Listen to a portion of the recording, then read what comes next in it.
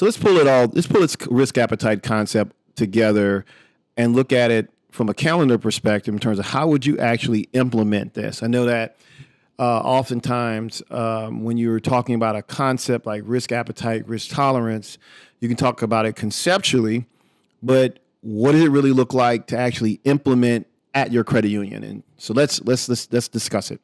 So first, let's walk through the actual business units that would be involved. So you have the board, top management, CFO function, risk function, and then the business units that will actually be responsible for executing the strategic plan, executing the operational plan, and staying within the established risk appetite parameters. Okay.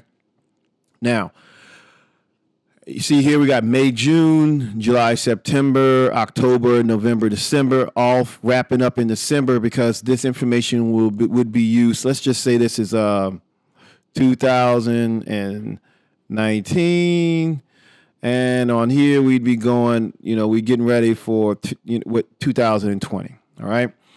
And so in May, June, we would come to an agreement on our strategic aspirations or any targets. So let's just say our strategic aspirations for 2020 is 10% loan growth. All right, 10% loan growth. And we want to achieve a return on average assets of, let's just say, 1 times return on average assets. All right. So we want 10% growth in 2020, and we want to achieve return on assets of 1%. Okay, and so we would come up with our agreements on how we would achieve that. What would be our targets from a loan growth perspective, from an interest income perspective, maybe raising fee income, maybe lowering expenses, et cetera, right? So from that, the CFO function will come up with a preliminary hypothesis on how those business units would target those specific strategic aspirations. Because let's just take a step back from it. In your strategic planning session, the board of directors are responsible for setting the actual strategic direction. Which direction are we going? Are we going there fast? Are we going to go big? Are we going where are we going? But then it's the responsibility of management to get into the weeds operationally as to how that's going to be achieved, okay? So here we have the preliminary hypothesis of the business targets, and then the risk function discuss the risk appetite metrics, okay? Those tolerance levels, those capacity levels that we already discussed for each business unit, we need to establish those, whether it be our talent risk targets, our liquidity risk targets, our interest rate risk targets, our credit risk targets. All those need to be consolidated and discussed at the risk level. And then 3, once all of that has happened, we would take that risk appetite to the board for approval with discussion with management. All right. There should be a dance of sorts. A communication from both the board and the management as to what the risk appetite of the institution should be. Okay, so that's that. So we'll have the approval of the risk appetite metrics, which would happen at the board level. Then 4, the business units, we have to articulate those metrics in terms of return and risk appetite to make sure that everything's in line, okay? So that's, for example, if we're going to grow by 10%, then we may need to be more aggressive in our lending strategies. Well, if you're more aggressive, then you may have more past dues. You may have more non-accruals. You may have more charge-offs. We need to articulate what's within our tolerance levels to those business units so that they can know when they're outside of bounds or when we've reached our, if you will, our fill in a given year for certain types of loans, or if we've achieved a level of concentration. Say, for example, one way to grow the loan portfolio real quick and get that 10% easy would be to do a lot of participations, to go to a third-party servicer and say, hey, we'd like all of your NBL loans. We would like to buy a bunch of indirect loans. You can do that. We'd like to buy a lot of student loans. You could get to that 10%, but if you have too many, your risk profile goes up once you have concentrations in those types of loans. So we may say, you know what, we need to diversify. Okay, so we may do some NBL participations and we might do some indirects, but we also need to grow our loan portfolio organically as well. That's something that I'm noticing, that especially, frankly, in the DC governmental area, that a lot of credit unions are becoming overly reliant on outsourced sources of loan growth, as opposed to relying on your branch network, relying on the loan officers to develop relationships organically to grow your portfolio. So we're on 4 here. Let's go into 5. And so we would finalize the risk appetite at the business levels here, and then between the CFO level here and the risk, we would consolidate and validate. When we say consolidate, meaning put everything together in one software package or put everything together in one spreadsheet. We'd make sure the numbers are right and make sure that everything is operating in concert. That's why it is good once you reach to a certain level, asset size, to have a chief risk officer. That would be the individual that would be responsible for consolidating these things and having a 30,000 feet view, if you will, of all the risks involved at your credit union. Okay. And then here, sign in or sign off on the targets from the business units responsible, whether it be the person that's responsible for deposits, your chief lending officer, your operational officers, things of that nature. Make sure they sign in, sign off, and then final presentation to the board to how everything kind of came together. All right. That's how this process would work from year to year. So we're in 2009. It happened to be, we're going to be, you're going to do our strategic planning in May. And so what's going to happen is that when we meet, I'm going to have your actual numbers in front of me, and we're going to be able to walk through what your actual appetites should be for the next year. And hopefully in doing so, it will have some influence on how you think about your strategic planning and also how you move forward with this process going forward. Let me be clear. This is a process that has to be bought in from the top down. It won't work if everybody isn't on board. It has to become a part of your institution's lexicon or your vocabulary, if you will, on how you communicate goals and strategies. Everybody has to talk in terms of risk appetite, risk tolerances when you're talking budgets and strategic planning. And it's gonna take a little while for that to really consolidate and get into the infrastructure and really get ingrained into your institution. But I promise you, it's a worthwhile endeavor because it will allow you, and this is me speaking to management, because oftentimes risk appetites can seem, and having risk appetite limits for some can seem like an erosion of authority. And adding and giving another layer of responsibility to the board. Far from it, okay? Actually, from management's perspective, it's almost we're tuning up your suspension and giving you a more compatible brake system so that we can also put in a stronger engine and a better gas pedal, because we can't have an amazing V8 350 horsepower engine and not have a comparable suspension and brake system in place. Y'all follow me? And so that's what this risk appetite structure does. It creates the brake in the suspension, allow you to steer through the turns that are bound to happen in a given year, all while management drives forward toward achieving its strategic objectives. Let's go ahead and pull this together in terms of governance also in terms of roles and responsibilities in air quotes, real life.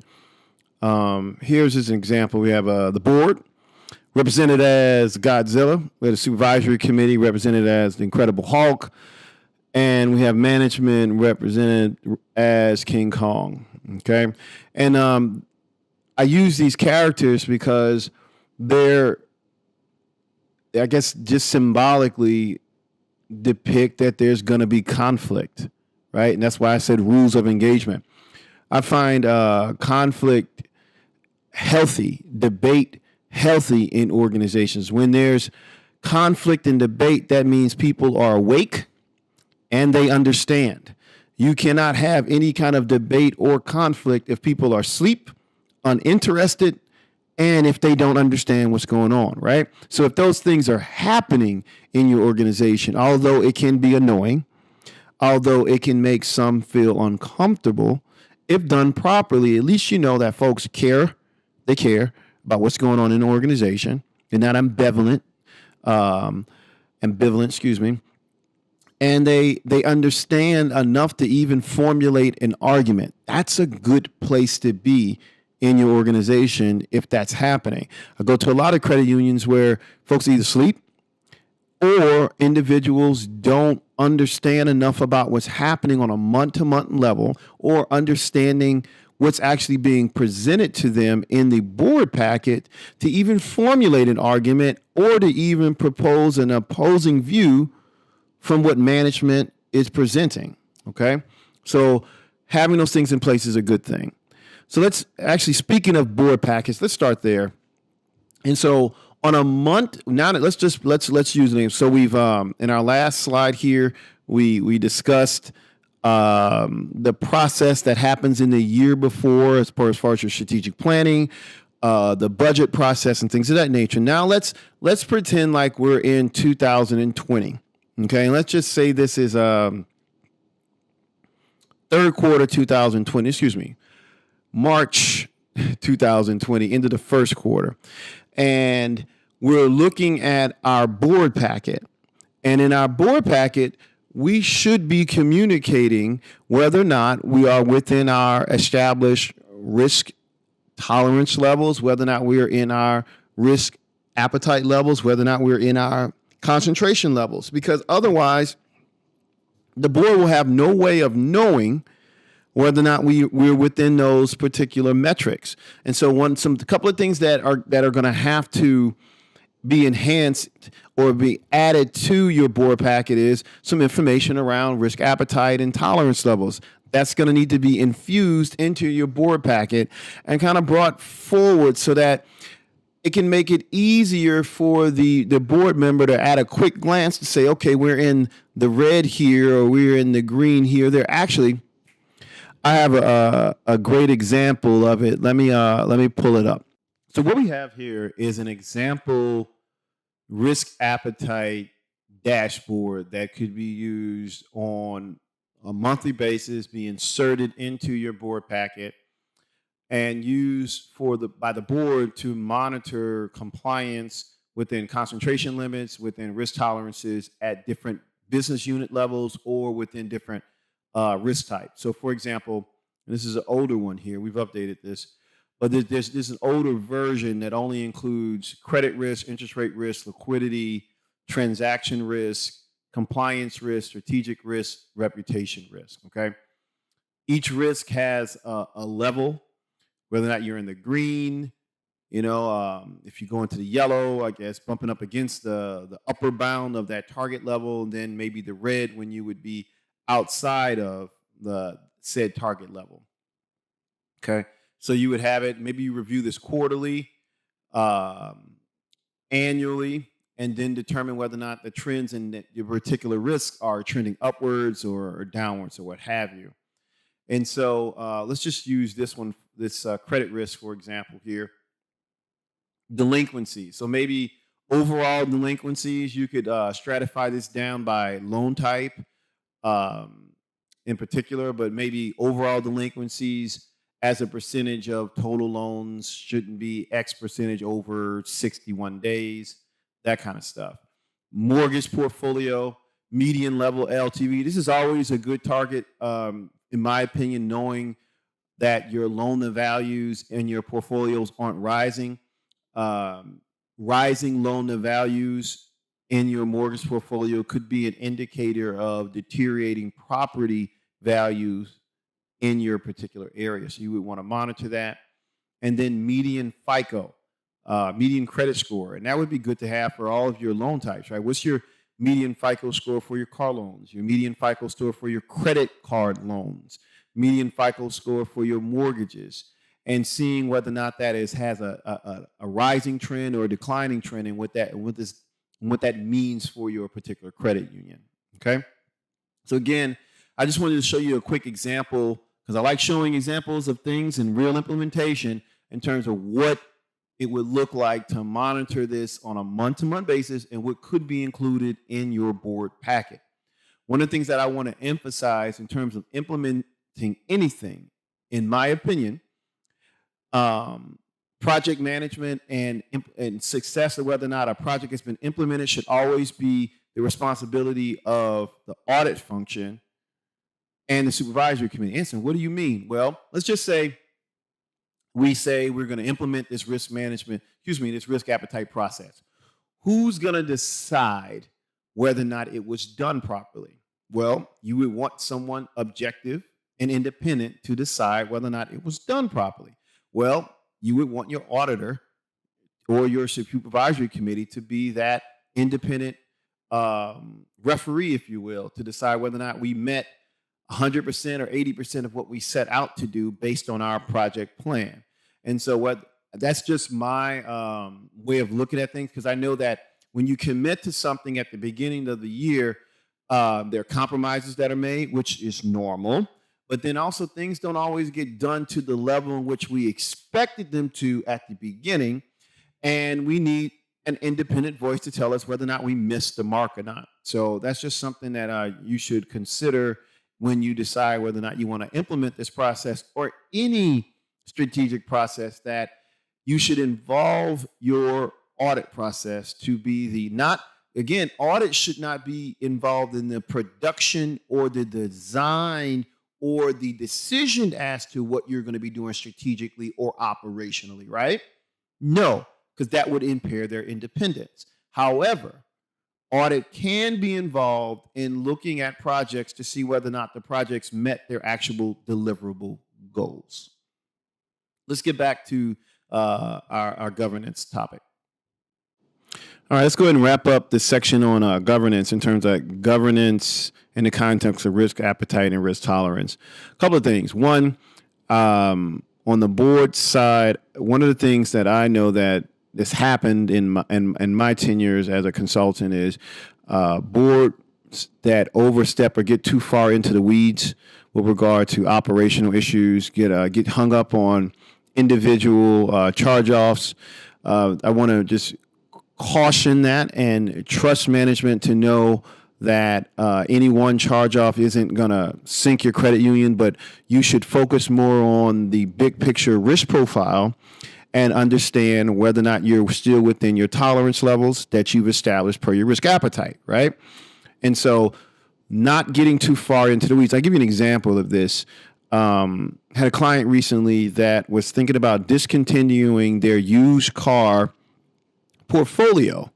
Their subprime used car portfolio, because since they decided to implement it in the beginning of 2018, they've seen a significant jump in their charge-offs. Well, you're doing subprime used cars. Yeah, but we ain't never seen these charge-offs. Okay, we want to stop it because charge-offs are getting out of hand. Okay, let's pause for a second. Okay, let's take a step back.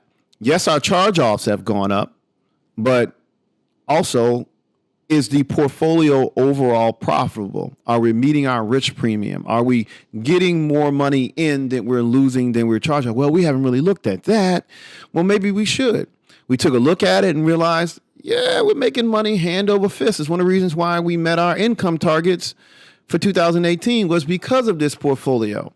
Okay. And so you have to understand the entire picture without having a knee-jerk reaction to charge-offs. Now, it is management's responsibility to consolidate that information and help the board understand that perspective so that they just don't have a very myopic view of charge-offs, because charge-offs can be scary, especially if you're a credit union that hasn't seen a significant amount of charge-offs, right?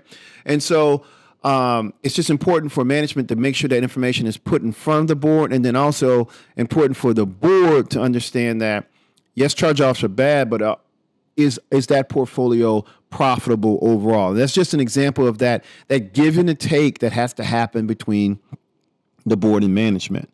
Now, supervisory committee, Incredible Hulk.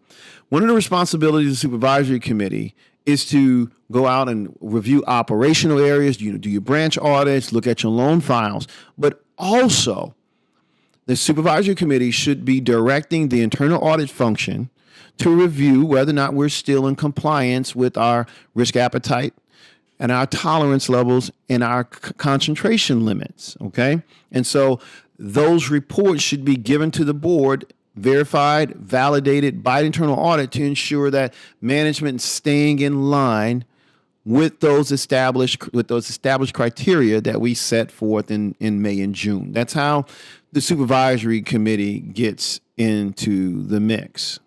All right, let's move forward.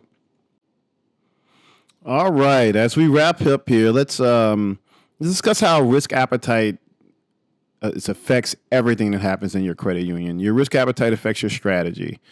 It affects your budget, your credit origination, the new products and services that you decide, as well as your compensation. Let me stick on this compensation piece. If your management is actively taking risks, measuring those risks, mitigating those risks, coming up with new ideas that could be risky, they should be compensated for that. There are a lot of credit unions that are just floating along, operating at a very mediocre level, in my opinion, and no one's pushing management to try new things. No one's pushing management to stretch themselves because, listen, so once you get to a certain size as a credit union, $500 million, $600 million, you can put this thing on cruise control and, hit 50 basis points return on assets, 30 basis points return on assets, but that doesn't push us forward, and it doesn't get us to what we're trying to do for our mission, our community, and actually supplementing our capital in a manner that allow us to be viable in the years to come. So if management is actively seeking out opportunities to grow our loan portfolios, training individuals, being actively involved in risk management, and then they achieve those goals by putting in those extra hours, look, they should be compensated for that, okay? And so risk appetite affects the compensation, your capital allocation, and your limits and your portfolio management. Your risk appetite affects everything that you do in your credit union.